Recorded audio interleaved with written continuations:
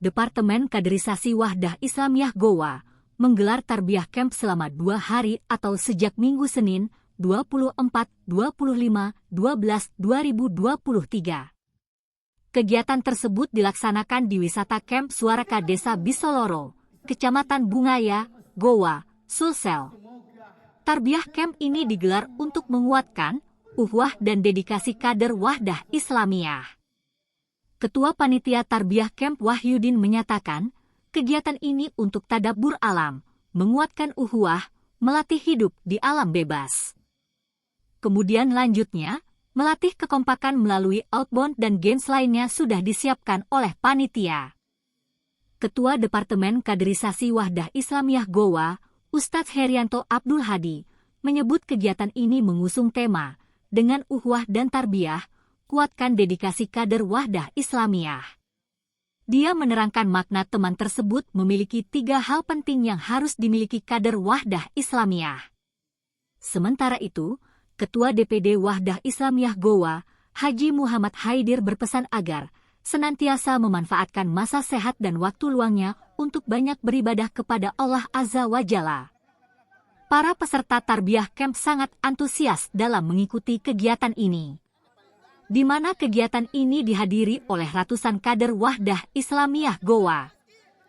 Camp tarbiyah ini dimeriahkan dengan banyak lomba, seperti lomba peserta yang tercepat datang, pengaturan posisi tenda yang menarik, Got Talent. Dan tak kalah menarik lainnya, adalah 5 lomba outbound pada pagi harinya yang betul-betul menegangkan, sekaligus mengasyikkan ditambah lokasi suasana camp, dengan pemandangan yang indah, sejuk dan tenang.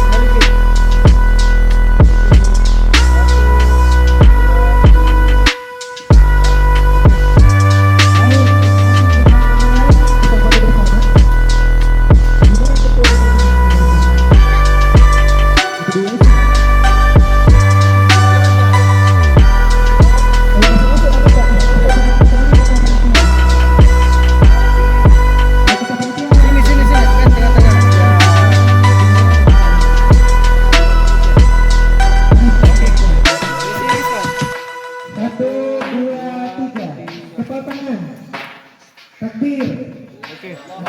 Tarbiyah Camp Wadah Islamiyah Goa 2023. Download Tribun X sekarang, menghadirkan lokal menjadi Indonesia.